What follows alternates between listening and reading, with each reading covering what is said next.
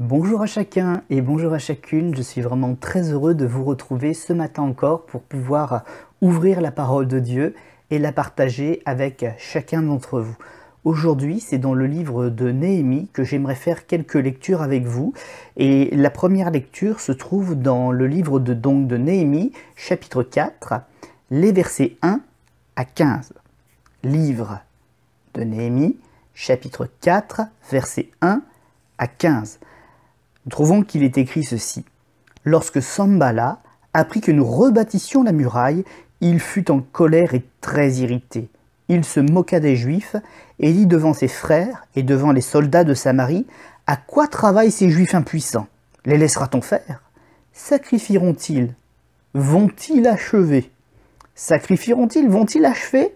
Redonneront-ils vie à ces pierres ensevelies sous des monceaux de poussière et consumées par le feu? » Tobija, l'ammonite, était à côté de lui et il dit « Qu'ils bâtissent seulement, si un renard s'élance, il renversera leurs murailles de pierre. Écoute, ô notre Dieu, comme nous sommes méprisés. Fais retomber leurs insultes sur leur tête et livre-les au pillage sur une terre où ils soient captifs. Ne pardonne pas leur iniquité et que leurs péchés ne soient pas effacés de devant toi, car ils ont offensé ceux qui bâtissent. Nous rebâtîmes la muraille, qui fut partout achevée jusqu'à la moitié de sa hauteur, et le peuple prit à cœur ce travail. Mais Sanballat, Tobija, les Arabes, les Ammonites, les Asdodiens, furent très irrités en apprenant que la réparation des murs avançait et que les brèches commençaient à se fermer. Ils se liguèrent tous ensemble pour revenir attaquer Jérusalem et lui causer du dommage. Nous priâmes notre Dieu et nous établîmes une garde jour et nuit pour nous défendre contre leurs attaques. Cependant, Juda disait « Les forces manquent à ceux qui portent les fardeaux et les décombres sont considérables. Nous ne pourrons pas bâtir la muraille. » Et nos ennemis disaient « Ils ne sauront et ne verront rien jusqu'à ce que nous arrivions au milieu d'eux. Nous les tuerons et nous ferons ainsi cesser l'ouvrage. » Or, les Juifs qui habitaient près d'eux vinrent 10 fois nous avertir de tous les lieux d'où ils se rendaient vers nous. C'est pourquoi je plaçais dans les enfoncements derrière la muraille et sur des terrains secs le peuple par famille, tous avec leurs épées, leurs lances et leurs arcs. Je regardais et m'étant levé, je dis aux grands, aux magistrats et au reste du peuple, ne les craignez pas. Souvenez-vous du Seigneur, grand et redoutable, et combattez pour vos frères, pour vos fils et vos filles, pour vos femmes et pour vos maisons. Lorsque nos ennemis apprirent que nous étions avertis, Dieu anéantit leurs projets, et nous retournâmes tous à la muraille, chacun à son ouvrage. Amen. Le thème ce matin, donc, au travers de Néhémie, des oppositions, mais également des solutions pour résister à ces ennemis qui se lèvent contre nous pour nous empêcher d'adorer Dieu et de bâtir son œuvre. Peut-être même d'ailleurs, puisque c'est le cas ici, de rebâtir son œuvre. Peut-être que certains foyers sont à rebâtir. Peut-être aussi que certaines églises sont à fortifier ou à rebâtir ou à recentrer sur la personne de Christ. Nous sommes dans un temps où Dieu veut que nous nous réformions et que nous nous fortifions. Néhémie était un homme juif et pieux, proche du roi Artaxerxès, et exerçait pour lui la fonction honorifique des chansons. Il habitait dans la demeure du plus grand monarque de son époque et ne manquait de rien. Sinon que dans son cœur, il nourrissait le désir de retourner sur la terre de ses ancêtres, la terre de ses pères, cette terre promise à Israël, mais laissée dans les ruines et la désolation. Et dans le cœur de Néhémie, c'était l'appel de Dieu, l'appel de ce devoir qui résonnait en lui de rebâtir Jérusalem, de rebâtir ses fortifications, parce qu'il avait reçu des nouvelles qui l'avaient attristé. Des gens étaient rentrés il y a déjà une centaine d'années, depuis 100 ans, on rentrait, on avait la liberté de rentrer, mais rien n'avançait. Et ce qui était bâti manquait d'éclat. Et quand Néhémie recevait ces nouvelles, il s'en attristait et il se disait « si je peux y aller, Si je pouvais y aller, j'essaierais de remobiliser ce peuple. Et vous savez quoi? Quand il y a cet écho dans la voix d'un croyant, eh bien souvent, c'est certainement Dieu qui est derrière ce désir qu'il a placé dans notre cœur. Voilà comment naissent aussi les réformes. Mais pour que quelque chose se passe, il faut se sentir concerné. Ou pas juste concerné intellectuellement, mais il faut vraiment comme une peine d'amour dans notre cœur. Il faut vraiment que ce soit quelque chose qui soit jusqu'au profond de notre âme, comme un chagrin d'amour. Et que ça se voit jusque sur notre visage. Et c'est ce qui s'est passé. Néhémie n'a rien demandé, mais ce qui se passait dans son cœur était devenu visible aux yeux même de ce grand souverain qu'il servait, et ce souverain va l'autoriser à partir. Premier point donc, première réflexion que nous trouvons dans cet ensemble de textes se trouve entre les versets 1 et 6. Néhémie chapitre 4 versets 1 et 6. La première opposition, la première violence qui est faite et que constatera de ses yeux Néhémie, ce sont les moqueries et les menaces. Mais pas simplement les moqueries et les menaces, c'est aussi cet assaut de l'adversaire à rabaisser le peuple d'Israël, à rabaisser ceux qui sont de bonne volonté, les tenir à terre, les empêcher d'avancer. Une pression psychologique. Nous vivons ces choses aussi. Hein. Mais qu'est-ce que tu feras pour l'œuvre de Dieu? Toi, tu es trop gros. Toi, tu es trop petit. Toi, tu es trop maigre. Toi, tu es trop nul. Combien de fois ces voix se sont fait entendre et nous ont rabaissés, nous aussi. Mais si le Seigneur nous appelle, nous ne sommes pas des grands, des gros, des petits ou des nuls, nous sommes des Néhémies en puissance. Et ce qui nous fera avancer, c'est ce que le Seigneur aura placé à l'intérieur de nous. Et ce ne sont pas sur la force de nos bras qu'il faut compter, sur les forces de nos bras, de nos jambes, mais c'est sur la force de l'Esprit du Seigneur qui est en nous. Très rapidement donc, vont se dresser Sanballat et Tobija, deux ennemis ayant des positions d'autorité sur les peuples d'alentour et sachant très bien parler. Ce sont des meneurs d'hommes. Et il est parfois difficile d'être le petit nouveau, d'arriver avec nos espoirs, nos rêves, si on parle de Dieu, de notre appel. Et d'ailleurs, ces choses ne sont pas nécessairement du goût de tout le monde. Des gens qui exercent des pressions, comme le faisaient Sanballat et Tobija, n'acceptent jamais de voir les cartes de l'autorité être redistribuées. Peut-être y a-t-il d'ailleurs, au milieu de ceux qui vont écouter ce message ce matin, ou dans les jours qui suivront, peut-être y a-t-il des personnes qui ont à affronter en ce moment même la méchanceté et peut-être les débordements caractériels d'un chef qui ne les aime pas. Néhémie a vécu ce genre de situation, mais par la grâce de Dieu, il en a été délivré. Qui n'a jamais eu un chef, un professeur, autoritaire, tyrannique, méprisant? Nous avons tous croisé des gens qui ont mal utilisé l'autorité, ou plutôt qu'ils l'ont utilisée pour se valoriser et garder une position qu'ils ne méritaient pas, parce que leur cœur n'était pas un bon cœur pour diriger les gens, pour leur transmettre une connaissance. La solution à ce genre d'agression, agression par les moqueries, par les menaces, par le fait d'être constamment rabaissé, paroles blessantes, la solution reste premièrement la prière. Il ne faut pas s'engager dans des luttes sans fin. Il ne faut pas répondre au mal par le mal. C'est un dicton du monde, mais au final, produire le mal nous attristera nous-mêmes. Et nous devenons comme ceux qui se comportent comme ça à nos yeux. Est-ce que nous avons vraiment envie de devenir des méchants parmi les méchants juste pour leur résister?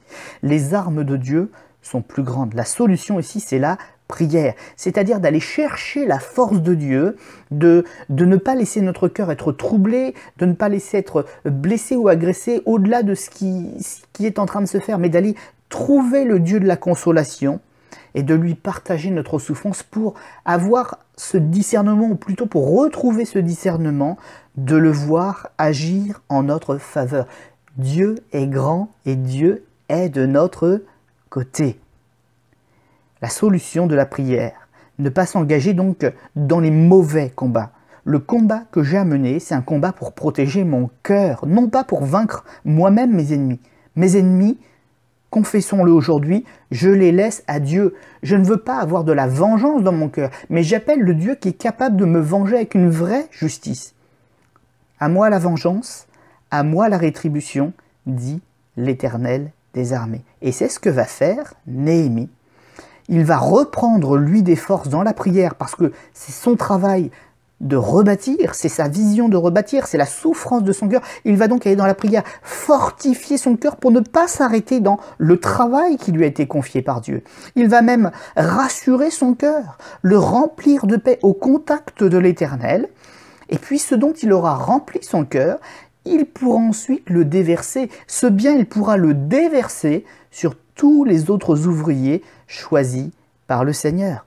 Et il sera pour eux un vase portant des choses d'honneur et remplissant ce peuple d'une nouvelle espérance. Il va communiquer de bonnes choses aux travailleurs qui le suivaient.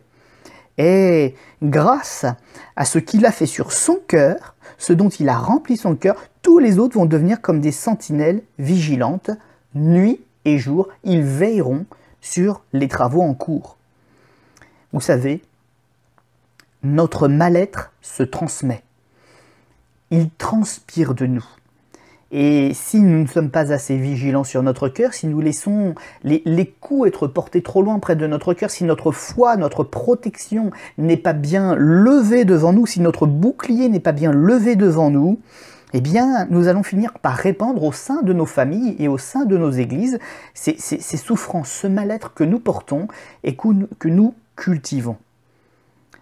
À l'inverse, quand nous faisons bien la démarche et que nous utilisons la bonne arme qui est celle de la prière et du ressourcement dans la prière, notre paix en Christ va pouvoir prendre la place. Et c'est là que ce qui est une souffrance, ce qui est un poison, une absinthe dans notre cœur, va être chassé, notre cœur va être rempli des bonnes choses et nous allons à l'inverse communiquer à nos familles et à nos églises un rafraîchissement permanent pour que le travail, qui peut être ralenti, il y a des adversaires, c'est légitime, mais en tout cas le travail ne s'arrêtera pas. Et là où l'ennemi espère nous décourager, il trouvera un peuple rafraîchi parce que c'est l'Esprit du Seigneur qui produit ce miracle.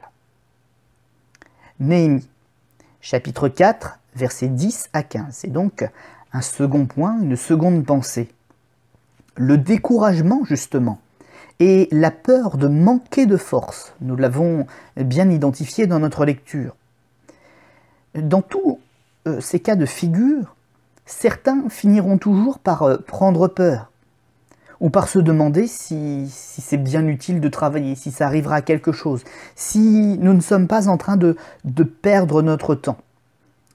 Cette expérience, et de nombreuses autres ensuite, amèneront des personnes comme par exemple l'apôtre Paul, à dire « Mes frères bien-aimés, soyez fermes, inébranlables, travaillant de mieux en mieux à l'œuvre du Seigneur, sachant que votre travail ne sera pas vain dans le Seigneur. » 1 Corinthiens, chapitre 15, verset 58. Petite réflexion tout aussi utile. Si nos œuvres étaient aussi vouées à l'échec, si elles étaient aussi insignifiantes, pourquoi est-ce que notre ennemi penserait autant à nous? Pourquoi dépenserait-il autant d'efforts? Pourquoi veillerait-il autant à l'avancement de notre travail avec crainte si véritablement ce que nous faisons allait échouer ou si cela ne servait à rien? Notre ennemi sait que le projet de Dieu a de quoi le faire trembler et cela l'agite, l'empêche de dormir. La solution, pour ne pas succomber là encore au découragement ou à la peur que l'ennemi aurait réussi à insinuer dans notre cœur, c'est la foi elle-même. C'est par la foi que nous avons été fondés et rendus forts. Et c'est avant tout sur elle que nous bâtissons désormais. Elle est le premier fondement de toutes les choses que nous voulons construire. La foi. Je bâtis ma maison dans la foi. Je bâtis l'église dans la foi. Je choisis un travail duquel je n'ai pas honte vis-à-vis de ma foi et de mon Dieu. Mon premier fondement, c'est la foi. Et ma maison, s'élève sur ce fondement. Notre ennemi parle et menace beaucoup, mais par-dessus tout, il craint notre unité. S'il parle, c'est pour créer des fissures dans notre unité, dans cette muraille spirituelle qui est déjà au-dedans de nous et tout autour de nous et tout autour de la communauté que nous formons. Il essaye de la briser, il essaye d'amener des gens de son côté pour nous affaiblir. Mais si notre foi est véritablement et notre cœur sont véritablement attachés à Christ, notre ennemi trouve devant lui un mur spirituel parfait. Là où ma vie commence, la vie de mon frère, de ma sœur se prolonge. Là où la vie de ma sœur, de mon frère s'arrête, c'est celle d'un autre de nos frères et sœurs qui prend le relais. Et ainsi la chaîne de l'amour est parfaite. Un troisième point également. Néhémie, chapitre 5, versets 1 à 12. Un autre piège sournois. L'adversaire a des pièges évidents quand il menace, mais quand il n'arrive pas à menacer, il essaye toutes sortes de combines, toutes sortes de stratagèmes. Et ce sont parfois les passe-droits et la cupidité qui vont être aussi des occasions pour nous de souffrir dans notre travail. Parce qu'il y aura toujours des hommes intéressés. Et l'appât du gain, l'appât de la facilité, quand les autres sont en train de souffrir, détourne beaucoup d'hommes. Et même beaucoup d'hommes qui avaient l'air jusque-là sérieux et d'authentiques croyants. Et il y a des faiblesses en chacun de nous. En temps de conflit, l'égoïsme refait vite surface. Les chefs avaient pris pour eux le meilleur comme on le faisait naturellement dans le monde des incroyants. Les chefs ici, ce n'était plus donc simplement Sanballat et Tobija qui étaient des chefs de tribus extérieures à Israël qui n'avaient rien à voir avec Israël. Là, on parle d'hommes du peuple de Dieu lui-même. Et au milieu de cet état de siège, de ces menaces, eh bien, ils avaient utilisé leur autorité de chef pour s'engranger le meilleur et se mettre quelque part matériellement à l'abri au détriment de leurs frères de sang. Le supérieur est celui qui a droit à la meilleure part. Leur mentalité était devenue ou redevenue la mentalité du monde. Ils avaient succombé à la peur que le diable avait voulu mettre dans leur cœur. Mais la sagesse de Dieu nous rappelle que celui qui travaille doit aussi avoir part, non seulement avoir part, mais vivre de son travail. Et un bon chef, comme d'ailleurs Néhémie, l'aura vite compris et il cherchera aussi à remettre de l'ordre dans ce désordre. Nous-mêmes, qui sommes des travailleurs spirituels, des travailleuses spirituelles du Seigneur, la première chose sur laquelle nous devons veiller, bien sûr, c'est notre cœur, c'est la méditation de la parole de Dieu pour savoir comment être bien dirigé, mais la seconde, c'est tout de suite, immédiatement après ces choses-là, donc, de veiller au bien-être de nos frères et de nos sœurs. La solution, la première chose dans toute réforme, c'est le rétablissement du droit. On pourrait dire aussi de redonner une voix à ceux qui sont justes devant Dieu et faire taire la voix de ceux qui ont détourné la parole du Seigneur pour un gain sordide. Rétablir le vrai droit. On pourrait donc dire aussi abandonner les mauvaises habitudes reprises dans le monde. Redevenir des instruments de justice et d'équilibre, d'équité, là où nous travaillons, dans nos équipes. Nous trouverons d'ailleurs plus de bonheur au milieu des gens heureux qu'au milieu des richesses injustes. Cela nous vaudrait toujours le mépris de nos semblables si nous nous enrichissions de cette manière-là. Si les deux premiers points que nous avions vus concernant l'opposition avaient été vite traités, celui-ci prend un chapitre à lui tout seul. Le chapitre 5 nous parle de ces passe-droits et de la cupidité. C'est ce que je disais. Ce sont des choses qui sont moins visibles. Elles se font par derrière, par affinité, par mauvaises amitiés, par cadeaux, voilà, en déformant aussi le rôle de chacun. Et voilà, on arrive dans des choses qu'on ne peut pas détecter tout de suite. C'est ça que j'essaye de dire.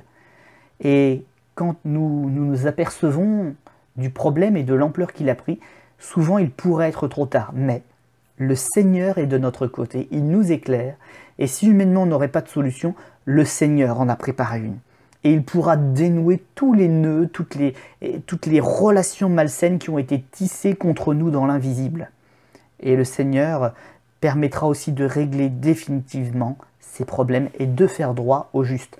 Quand Dieu a un projet, Dieu a un budget, mais Dieu a aussi des solutions pour démêler le vrai du faux et rendre l'autorité à ceux qui bâtissent. Notez avec moi ce qu'avait dit le Néhémie à Dieu dans sa prière au chapitre 4. Il avait dit qu'ils ont offensé ceux qui bâtissent. Et Dieu a entendu ça. On ne peut pas offenser ceux qui travaillent véritablement pour lui. C'est une insulte qu'il prend contre lui et il réagit rapidement et avec puissance.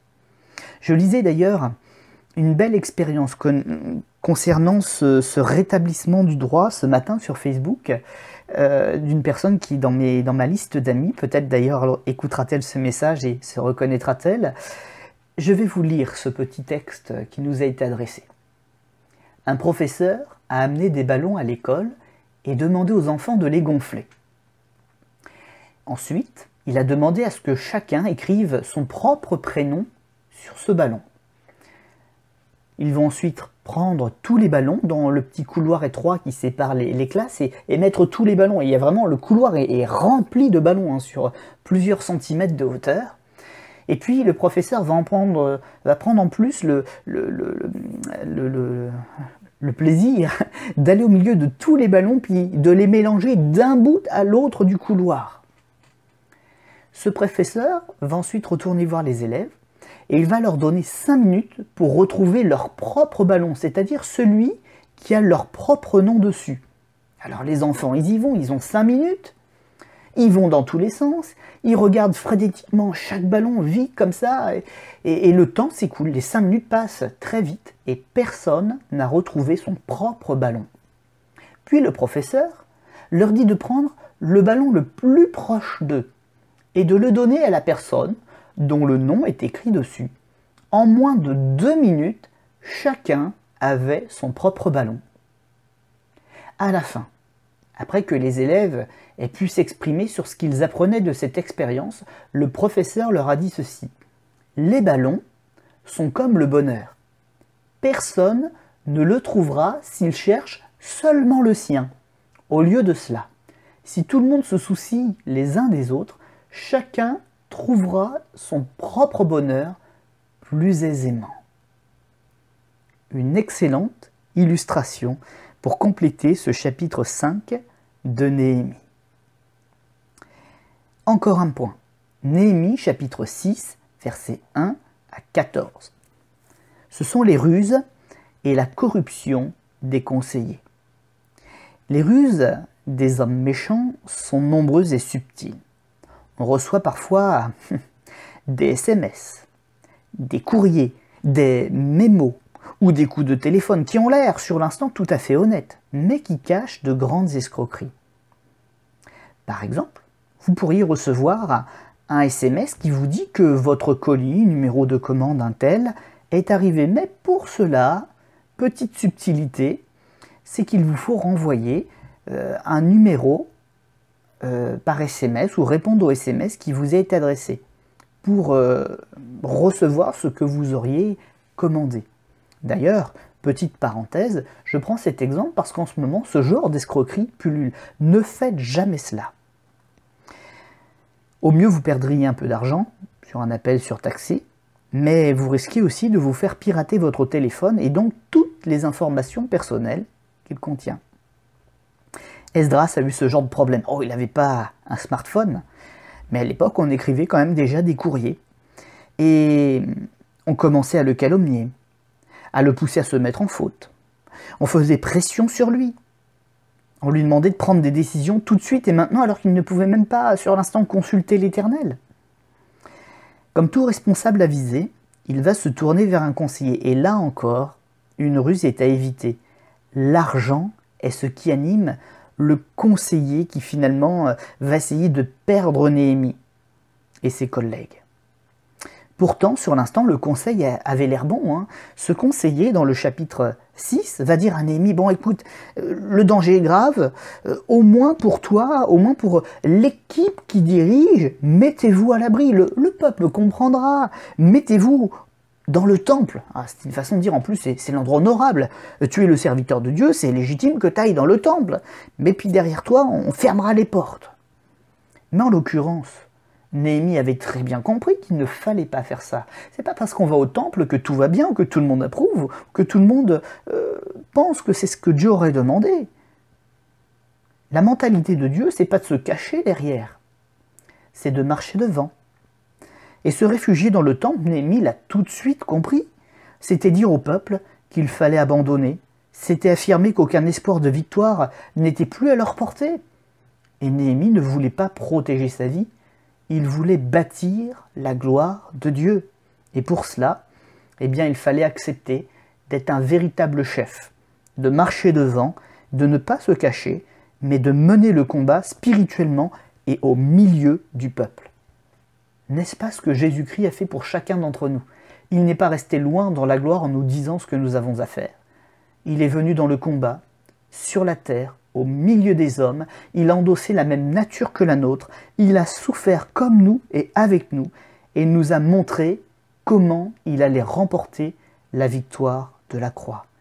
Quelle gloire est celle du ressuscité, d'autant plus que cette gloire et cette résurrection, il nous les propose à nous aussi aujourd'hui. Si nous combattons comme lui, si nous combattons avec lui, si nous faisons de lui notre chef de guerre, alors nous n'aurons pas à nous cacher, à fermer les portes derrière nous pour sauver notre vie. Nous pouvons même laisser les portes ouvertes parce que le Seigneur sera avec nous. La solution ici, c'était la fermeté. Néhémie ne laissa aucune frayeur s'installer dans son cœur. Il a eu peur. Il s'est certainement pris pendant quelques minutes à rêver que oui, effectivement, ce serait tellement mieux s'il pouvait s'enfermer dans le temple. Mais il savait que ce n'est pas comme cela que l'on sert le Seigneur et que ce n'est pas comme ça qu'est le Seigneur. Et il a voulu ressembler au Seigneur, un Seigneur qui se met en première ligne et qui combat. Il garda la ligne de pensée et la conduite nécessaire à achever dès que possible l'ouvrage, pour la gloire de l'Éternel et pour le rétablissement du royaume d'Israël. J'allais dire encore une fois, c'est la foi en Dieu qui a eu raison. En conclusion, il y a eu une victoire exceptionnelle. Elle n'aurait jamais pu voir le jour si la personne qui menait le projet n'avait pas été une personne dans la foi. La foi, c'est quelque chose qui peut paraître complètement fou et déraisonnable, parce que c'est un plan sur lequel l'être humain ne calcule rien. Le seul qui calcule quelque chose, c'est l'Éternel. Et la seule façon de pouvoir être dans son plan et le voir s'accomplir, eh bien, c'est d'arrêter de réfléchir et de lui faire confiance à lui. C'est de se rendre sourd à nos habitudes, à nos réactions naturelles, pour écouter ce qui semblerait fou, c'est-à-dire le surnaturel de Dieu. Et ce qui semblait totalement extravagant et impossible, eh bien, va devenir possible. En faisant taire la peur, il n'y a pas eu de temps de perdu, et la muraille, qui était la protection ultime contre ses adversaires, cette muraille qu'on n'arrivait pas à achever, eh bien, finalement, faisant taire ses ennemis spirituellement, a été achevé dans le temps record de 52 jours. Même l'ennemi n'a pas vu la muraille se faire. Il a été l'ennemi dépassé, il n'a pas compris ce qui lui arrivait. Et quand il a compris, il était trop tard. Le temple était déjà relevé depuis longtemps, et maintenant, la ville était sécurisée. Il y a des semaines de travail qui paraissent parfois insurmontables, mais au final, avec un peu de recul, qu'est-ce que 52 jours pour tenir une bonne fois pour toutes nos ennemis les plus vicieux et terribles loin de nos familles, de nos enfants, de nos lieux de vie et de culte? Dans ce livre, nous retrouvons, donc ce livre de Néhémie, nous retrouvons 11 prières de Néhémie. Et son espérance, placée en l'Éternel, lui fit parfois faire cette demande: « Souviens-toi favorablement de moi, ô mon Dieu ». Le livre du réformateur, en tout cas son témoignage, est avant tout un témoignage de communion avec Dieu par la prière. Et je crois que c'est à notre portée, à nous aussi, qui avons tellement de choses à réformer, qui avons tellement besoin de la grâce et de la force du Seigneur pour bâtir de manière solide, pour résister et même repousser durablement nos adversaires. Les hommes nous oublient, ils luttent contre nous volontairement par méchanceté ou par conflit d'intérêts. Parfois c'est aussi involontairement, parce qu'ils ont un caractère qui est faible. Mais Dieu est celui qui n'oublie jamais la ferveur et l'investissement d'un serviteur qui l'aime. Souviens-toi favorablement de nous, ô notre Dieu, en ces temps particuliers, que ta grâce nous envahisse, que ta bénédiction nous soit encore accordée, fortifie nos fondements, que tout ce que nous avons élevé par notre main, mais en suivant ton conseil, reste debout, à la gloire de Dieu et au témoignage de notre foi qui t'est rendue. Amen.